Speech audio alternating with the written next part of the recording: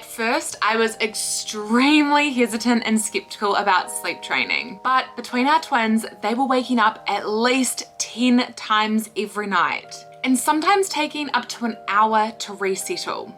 I felt like a walking zombie every single day. Now, after sleep training, the twins are only waking up once each per night, and pretty much every time I can pop them back down and they will resettle themselves super quickly. My life has completely changed. In today's video, I want to share my sleep training journey so that if you're looking to start something similar yourself, you know where to begin and how to get going.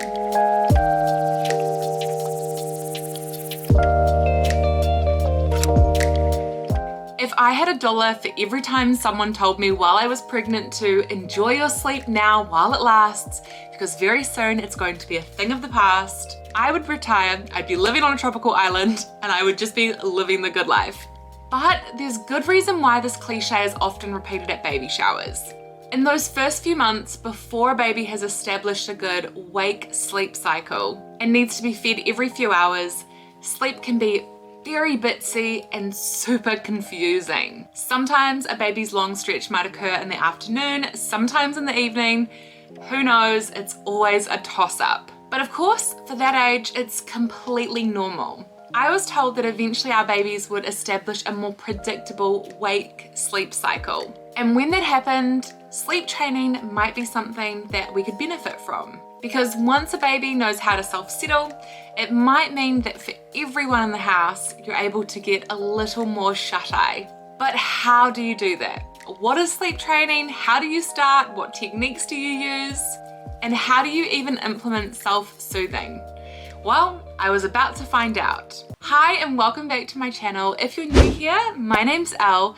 I'm a twin mum to Revie and Roo. They are our 6-month-old twins. Having twins is such a huge blessing and something we are so grateful for, but it's also very, very hectic. My husband Dave and I have said from the very moment that the twins came home, we were just surviving each day and whatever it threw at us. And figuring out the baby's sleep routines has been no different. Surviving the day and the night with the twins meant that honestly, some interesting habits started to creep in. One of the habits that crept in was breastfeeding my twins until they fell asleep, which was great at the start because it was a really quick way to stop them crying, to settle them and to get them to sleep. But on the flip side, it meant that I had to be there at every nap time. And also, sometimes it was really impossible to resettle them from falling asleep on me and getting them into their cot or their bassinet. It also meant that hours of my day was spent sitting in a dark room breastfeeding the twins. We also got into the habit of rocking the twins to sleep on us, and then we would try to transfer them into their cot or bassinet. But they have superhuman powers.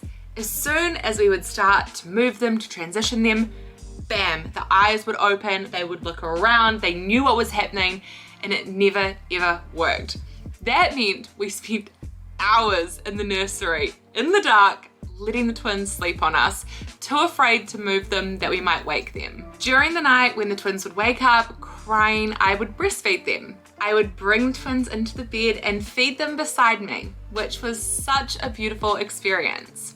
But Revie, our little girl, would then refuse to be returned to her bassinet. She loved being up nice and cozy and cuddly with me where it was warm in bed. She also liked the fact that she was in such close proximity that if she wanted a little snack, a little top up, or just a little comfort feed throughout the night, she could wiggle herself across to me, breastfeed, and then wiggle herself back to go to sleep. It was honestly so cute and such a precious moment to share with her. And maybe I would have been able to continue to keep that up longer if I just had the one baby. But our son Roo started to want to do the same. So I would end up with a baby either side of me, and I was flipping from side to side, feeding each baby as I heard them wake up.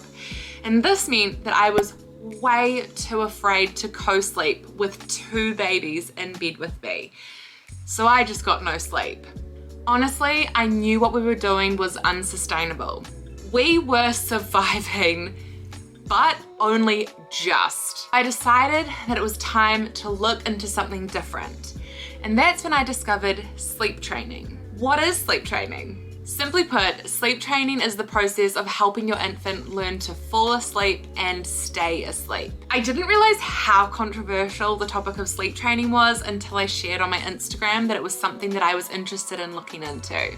By the way, if you're not following me on Instagram, make sure you come over and check me out. I share a lot of my day-to-day life there.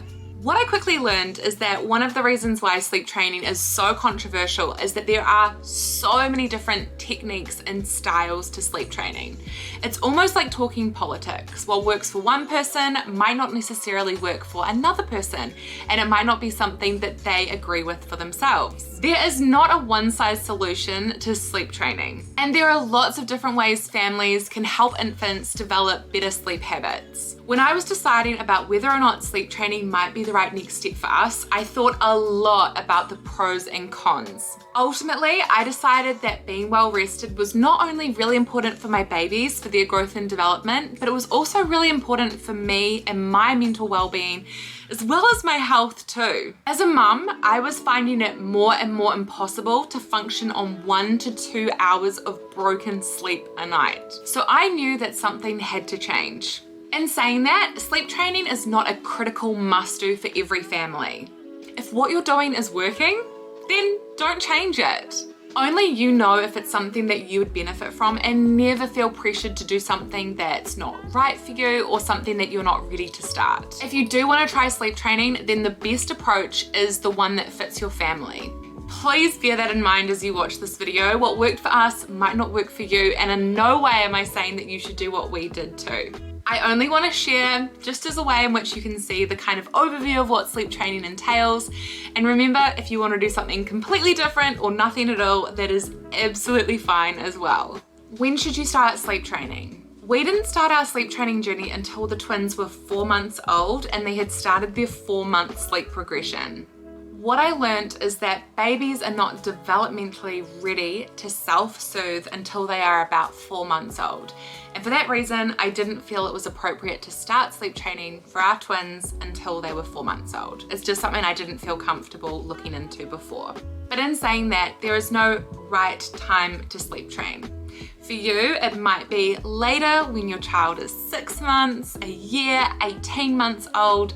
It's whatever you feel comfortable with, when it works for you. If it works for you, that's the right time to begin your sleep training journey. Our sleep consultants are Sleep Wonders, and behind the scenes of Sleep Wonders are 2 specially trained sleep consultants, Anna and Kerry. They kindly gifted their services to me, but I was under no obligation to share my journey at all.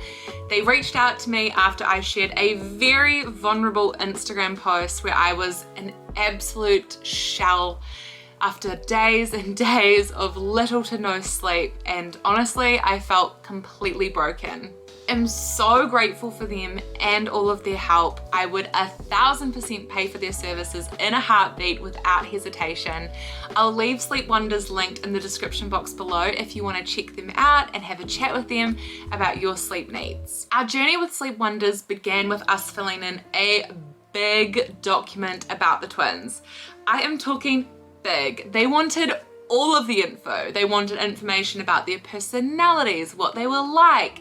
They wanted to know about their feeding habits, their current sleep habits. Everything under the sun was disclosed to them.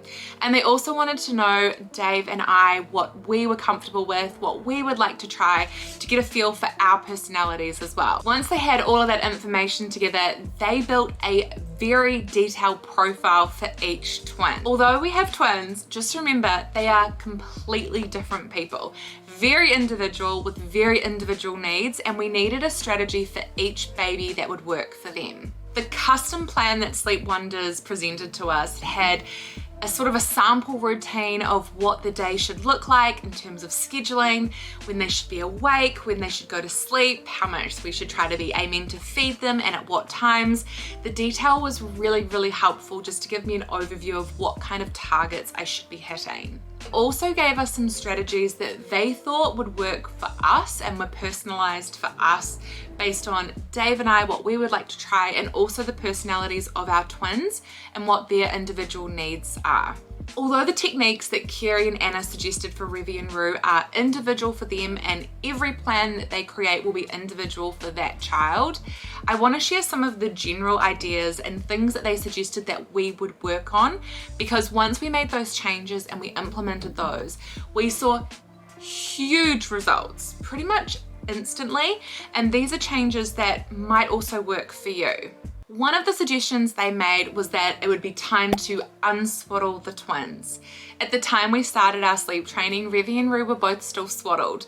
Revie was swaddled with her hands up in a love to dream swaddle, and that's because literally in my belly, every single scan we saw of Revie, we could never get a photo of her face because her hands were covering her face. Her arms were constantly like this. And as soon as she was born, that was how she liked to sleep, so nothing has changed. Roo is completely opposite. He cannot sleep with his arms up here. He was swaddled with his arms beside him like this. And the reason why we were still swaddling them at 4 months was the babies weren't rolling yet. So I didn't feel like it was necessary, and honestly, keeping them swaddled kind of, I thought, helped them sleep. But it was time to unswaddle the babies, and I knew it as well because they were showing signs of practicing rolling, and I knew that once they practiced they would be able to do it. And once a baby can roll, they need to be unswaddled so that their arms are free, and that way they can move themselves around if they need to. The second big suggestion that they made was to remove their dummies. If we wanted to, we call them passies. And honestly, this is something that I had wanted to do for a very long time, but I just didn't have, I don't want to say I didn't have the courage to do so, I just didn't know if I had the energy to do so. At that time, I was doing something that we called the passy dance. We have 2 bassinets, 2 cots, and literally I would be bit bopping between baby, popping in a passy every time they would spit it out.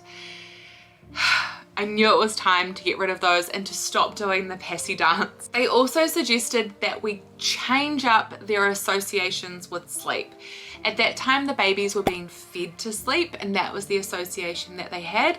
And they suggested that we look at some alternatives, so that we are just changing up their sleep associations. And finally, they made this really amazing suggestion to stop, listen, respond. Up until that point, as soon as I heard a cry, bing, I was in action. Might not have been a cry, just a noise. I was up, looking at them, feeding them, doing whatever I could just to shush them, get them back to sleep. But I actually needed to just stop, pause, listen, and decide whether or not they were actually crying, talking, chitter-chatting, and then respond accordingly. So we decided to tackle those suggestions in order. The first thing we did was work on unswaddling the twins.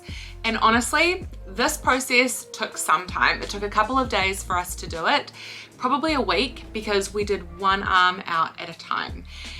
And once the twins had one arm free and we felt like they were getting a handle on that, we then introduced the other arm free until both of the twins were unswaddled.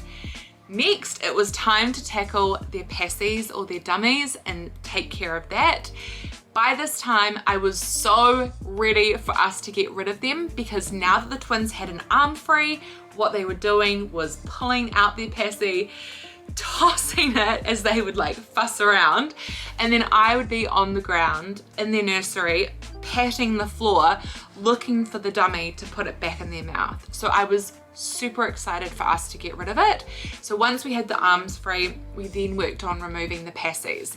And the way in which we did this was we introduced a lovey or a cuddly instead of having their passy. So the twins were given those, they were able to cuddle them, chew them, and also because they have their hands free, they were able to then start looking for their thumb to suck, to self-soothe.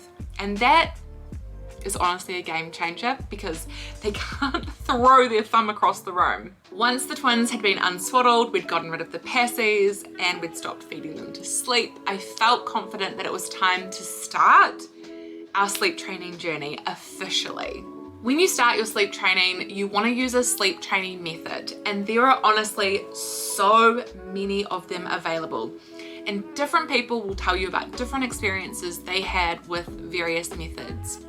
Again, some will work for some won't work for some. It's all about finding what works for you, what you're comfortable with, what works for your family.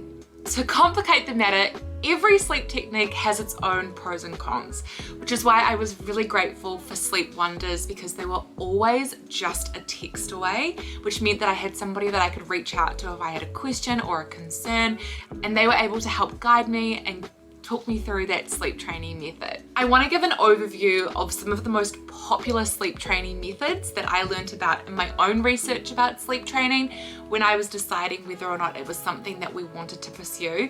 Please bear in mind that I'm not saying that one method is better than another method. It's completely individualized, and I just want to give a general overview. The no tears method, which is also known as the no cry method, is a really popular sleep training technique. This is all about subtly shifting your child's sleep habit. For example, one part of this method is something known as fading, which is all about gradually shifting a sleep habit that your infant has associated with sleep. So for example, rocking. If your baby is used to being rocked to sleep, the idea with this method is that over time you would slowly do it less and less on a really gradual basis until your baby is used to not being rocked to sleep anymore. Another method is called the cry it out method. And this one I think is definitely the most controversial, and something that you hear when people hear sleep training, they automatically think it's cry it out method, but that could not be further from the truth. Of course, this method works for some families, and for some families it doesn't. Again, it's all about finding what works for you. The cry it out method is exactly what the name suggests.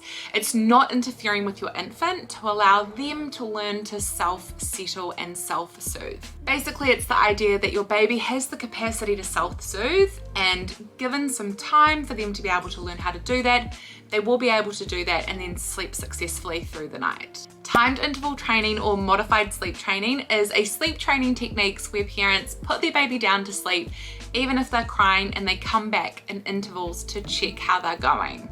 So this could be you come back in 5 minutes, then in 10 minutes, then in 15 minutes, and so on and so on. You don't pick the baby up with this technique, but you can verbally soothe them and also pat them, and gradually over time those intervals get longer and longer until the baby is able to self-soothe and sleep. The chair method, or gradual withdrawal method, is a technique where you have a chair close to the baby's crib, and over time you slowly move the chair out towards the door till eventually you are out of the room. With this technique, you can verbally soothe the baby, shush a baby, and also pat the baby if necessary too. The pick up put down method is a sleep training technique where you put the baby to sleep while they are still awake, and you check on them in regular intervals. So it's similar to the timed interval training method, but the big difference is with the pick up put down method, you can pick up your baby, pat them, and put them down again. The idea being that eventually baby will become drowsy and able to fall asleep on their own. If you want to start sleep training, how long can you expect for it to take? Honestly, it took us 2 to 3 days of solid work on the unswaddling and working on removing their passies or their dummies. And then from there, when we started our actual sleep training, we did it consistently for 2 to 3 weeks. It took us a bit longer because we started our sleep training and then we got COVID, and the babies got COVID as well, and we didn't feel comfortable with continuing while they were sick and we were sick. So once everyone was recovered, we decided to recommit and commit to it fully, and that involved moving the twins into their own rooms. One of my biggest concerns, and if you are a twin parent as well, you might be able to relate to this kind of anxiety, was when I hear one baby cry, I boost up and get straight into action because I'm terrified that they're going to wake up the second baby, and having 2 screaming, crying, inconsolable babies is really hard when there's just one of you because you've only got 2 hands. So if I can deal with one baby at a time, I feel much more relaxed. And the way in which we decided to tackle that on the advice from our sleep consultants was for us to divide and conquer. So Dave and I brought one of the bassinets into this room, the spare room, and we set it up in here. And then one of the babies slept in our bedroom, and Dave and I would swap bedrooms every night. So Revie was in here and Roo was in the bedroom, and every night Dave and I would alternate beds so that we were with a different baby each night. But after that consistency and that 2 to 3 weeks of committing to it, following the routines, and also working on our settling techniques, I was able to put our babies down unswaddled without a passy or dummy in their mouth, with their little cuddly with them, their lovey, and I could just put them down awake and they would go to sleep on their own. I honestly never thought that day would come. The first time I did it around Dave, I put the baby down, I had Revie, I put her down in her crib, Dave was holding Roo, and he was settling in, ready for us to do our thing, rocking them, holding them, all that stuff. And he looked at me and he was like, "What are you doing?" And I said, "Put Roo down." So he did, awake. And we walked out of the room, closed the door. We heard them talking, not crying, but just, talking away to each other. And then a couple of minutes later, it was completely silent. We of course make sure that the room is dark. We use blackout curtains and blackout blinds. We also make sure that there's white noise playing. We make sure that it's a good temperature for the babies, and so it's nice and cozy. And that's it. That was all we needed to do. If you're wanting to try sleep training, then my top tips to keep in mind are: DIY methods completely work. If none of those techniques that I explained kind of fit the bill and feel right for you, just remember that a sleep consultant can help put together a customized approach to you.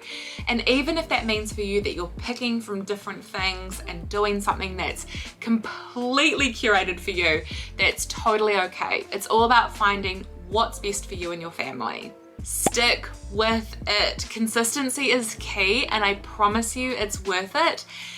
At the start, it feels really hard. I remember when we removed Revie's passy, she loved her passy more than Roo, and I heard her sucking on the back of her hand, and I was watching her on the monitor as she was sucking on the back of her hand, and I don't think that it was fully as satisfying to her as her passy was, but I knew that if she had her passy in her mouth, it would have been chucked away, and I would have been in there looking for it, putting it back, chucked, looking for it, putting it back, chucked. So I knew that it was something that I personally had to stick with, because I knew that the greater good would be that she'd be able to sleep. So watching her do that broke my heart that she didn't have her passy, but then I saw that she fell asleep. So it did work. So really, really, really important is consistency. Just because you might have one bad night or 2 bad nights with your sleep training, keep going with it. Give it some time to really see if it's something that works for you, but don't just chuck it out because you have a couple of bad days. I really think that you should try to commit to at least a week, because that way you'll know for sure if it's something that really fits for you. And remember that if one of the techniques that you're using doesn't feel right for you, you can completely switch that right away, mix and match, and find an approach that works for you. But then once you do find that approach that does, try to be consistent with it. Don't compare. Comparison is the worst. We have 2 babies, and what works for one doesn't work for another. Comparing one baby to the other baby, honestly, is just not a fun time. Don't compare yourself to other people. Don't listen to their stories. Just remember that you're focusing on you, your family, your baby, and what works for you. Implement a solid bedtime routine. This is super crucial. Infants generally need to be in bed between 5:30 and 8:30. The time will depend on their age, their development, what works for you and your schedule. But once you have your bedtime in place, try to stay consistent with that every night. Whether or not you have a routine where there is story time, bath time, all of that stuff, try to do it consistently each night when you can, because that helps to build different sleep associations for your baby, that they know that it's bedtime, this is what they do to go to sleep. And as part of that bedtime routine, I cannot recommend enough having good blackout curtains and also a white noise machine. We have a really, really good white noise machine and blackout curtains. We purchased both of ours from the Sleep Store, which is an online store in New Zealand. I'll leave them linked in the description box below if you're interested. I honestly cannot recommend them more. Also know that this is not going to be perfect. There are going to be regressions, babies grow, different things happen, they go through leaps, there are illnesses, there are holidays, there are vacations. Sleep is not going to be perfect, and that's okay. We roll with the punches. What I have been told by our sleep consultants is that even if you go on vacation and all of the training you've done feels like it goes out the window, once you're home, a couple of good days, a good week of being consistent again just gets things back on track. So don't lose hope if things become unsteady again. You can get back into everything when you're ready. I know that our sleep training journey is going to continue because we have lots of regressions or progressions ahead of us. So this isn't the last you've heard from us and our sleep training journey, but I hope that it's helpful in giving you an overview of how we started, what we did, and also some age appropriate things if you have a baby that's a similar age to Revie or Roo, or you're looking to start something once your baby does reach that age. Thank you so much for watching this video. If you enjoyed it, please give it a thumbs up. The support means the world to me. And if you're new here, make sure you hit subscribe because I upload new videos every single week. I can't wait to see you in the next one. Thanks again. Bye.